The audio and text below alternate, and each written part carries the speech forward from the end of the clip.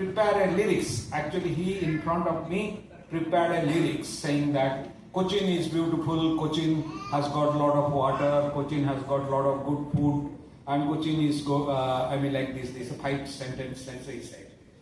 Then he said that make this as a song for Cochin with the which will have the percussion, the guitar, the harmonium, or something like that, he said. And trust me, then that was thinking. After say 15 seconds, I produced a music. I was amazed. What beautiful tune he produced. He said, look, then what I have to go and do, and it was also singing. The same thing, Cochin is beautiful, this. Then he said that now I go to my computer. I'll just upload this and change that voice to my voice.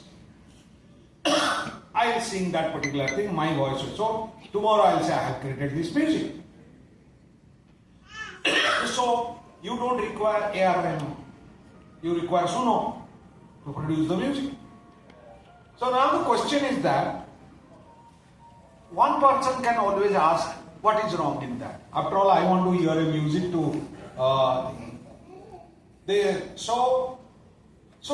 what I did, why I am telling this story, that after he went, I tried. And trust me, it created such a noisy thing, I could not listen to that. So what I was thinking, probably that thinking cannot be replaced. Human thinking cannot be replaced by AI. So now because you are talking about inclusiveness, now AI is being used by everybody.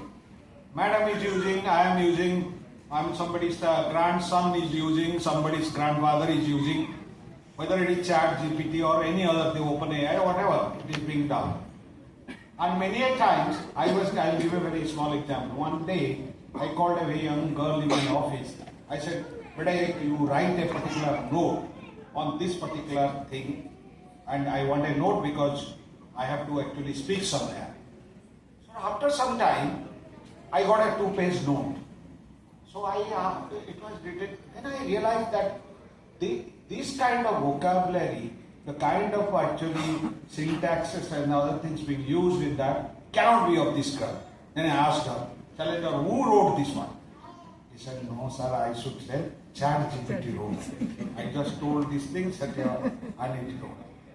So I did not get angry or something. I said that, look, ChatGPT also has got a creativity. So what is happening, the other part is, I will give you. What has happened is that was a story, because the AI is being increasingly used in education, healthcare. Now what is healthcare? Is that one case which has happened in Gurgaon or something, I saw it in Times of India.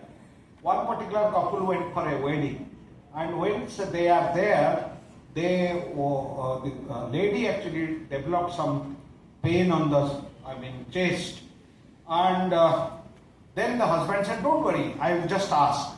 So put to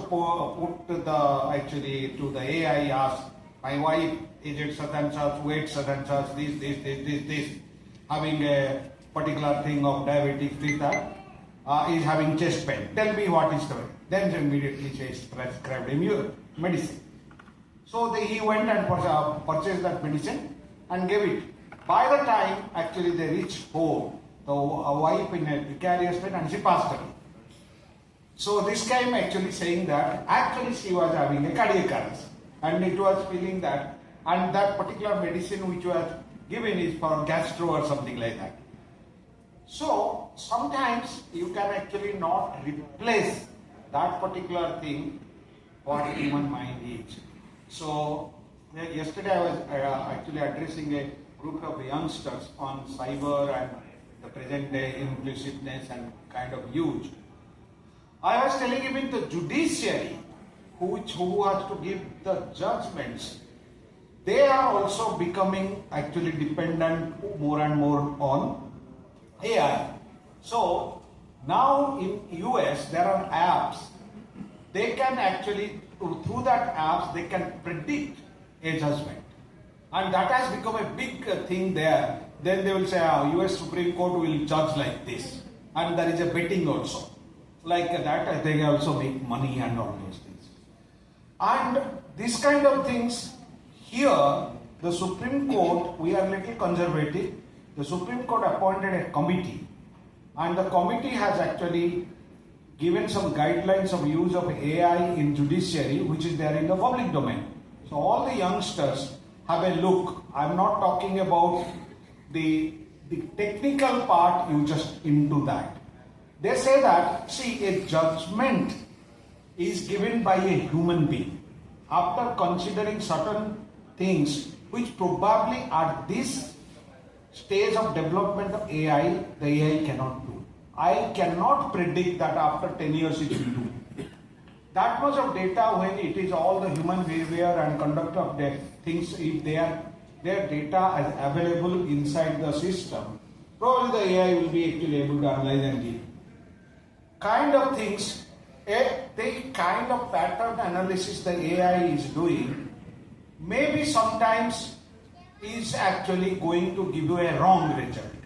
For example, if a particular person is going to be given a death penalty, the actually judge decides whether he has a family, whether he has children, whether so many things he takes into account and thinks about. Lastly, he also praise the Lord, also whether I should give a ultimately he gives or not. He gives an awarded penalty, a death penalty. Whether the AI can do it, I don't know. That is AI, to my knowledge, today it cannot do it. Maybe after in future, I do not know. I have not seen the future. Nobody has seen the future. So what I wanted to say is that AI is inevitable. Now, AI is in the construction, AI in the trains, or AI in the travel, or AI in the transit, or anything you tell, AI can be brought, and it is coming very, very fast. So all of you also will be have to use the AI. And there are certain things which AI is able to do, so that some of the people will be not in the job. That's fine. But the work paradigm will change. The number of developers of the programs will go down. The developers will be more concerned with developing things for the AI. All these things will be happening.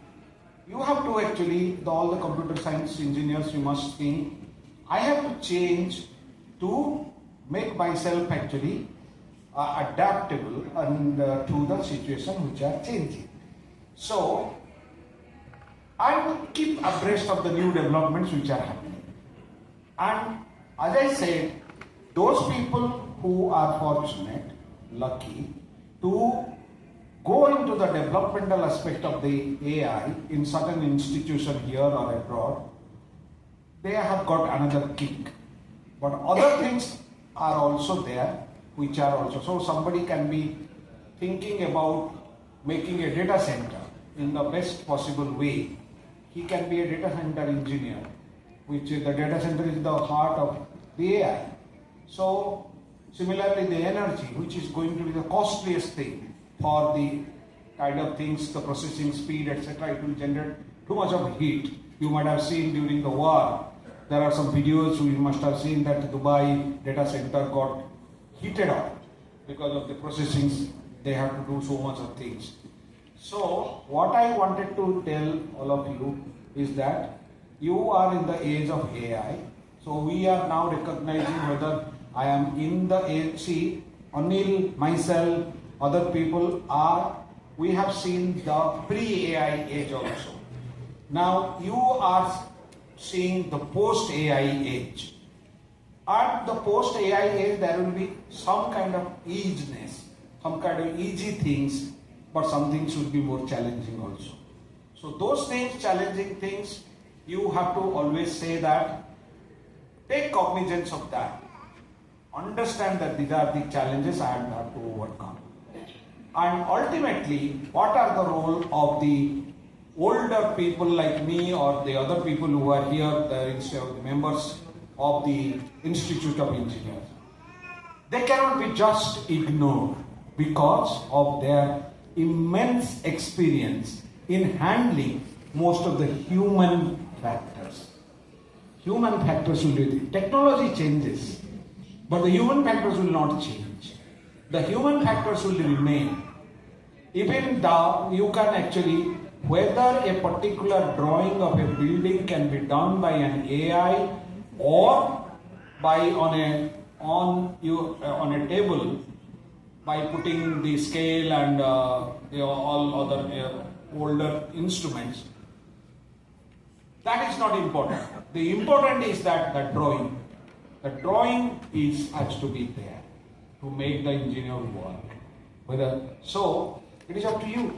So what I wanted to tell all of you, and with an open mind, there are a lot of literature now for the AI. A lot of people are working. Keep actually abreast of the things which are happening around. And those people who are live engineers who are still working, they must also keep abreast of the things. Now, I saw the use of beams in many of the constructions, and the beams is getting towards inching towards the AI, etc. So we cannot just avoid. So similar is the sensors, the IoTs, etc. These are making our lives easier, but sometimes it also creates complications. And don't go to the negatives. Think things in a positive way and do well. That is what I wanted to tell you. And I congratulate you for actually observing 39 years of this particular conclave year after year at different places in the country. We are very proud of you always, and let our nation, with your service, without the service of engineers, we cannot think of becoming Vikasit Bharat. So all the best, and computers have to play, the computer engineers have to play a very vital role in this particular thing. There is an old thing which I actually being told, old joke which is being told in the engineering circle. I think you might be knowing. Do you know the story of a dog and an aeroplane? That I will tell you a very interesting dog. The minister was invited to see an aeroplane which has been made, saying that it's the most advanced aeroplane, and which is there will be there is no pilot required, only a person, technical person is required, is that. So the minister goes and sees the plane, and he finds on the pilot seat there is a person sitting there, and next to him there is a huge dog sitting there. Then he asks the people that, wow, this particular, why this particular person, why this dog is there to put this technocrat who is there to, anything happens, he will be there.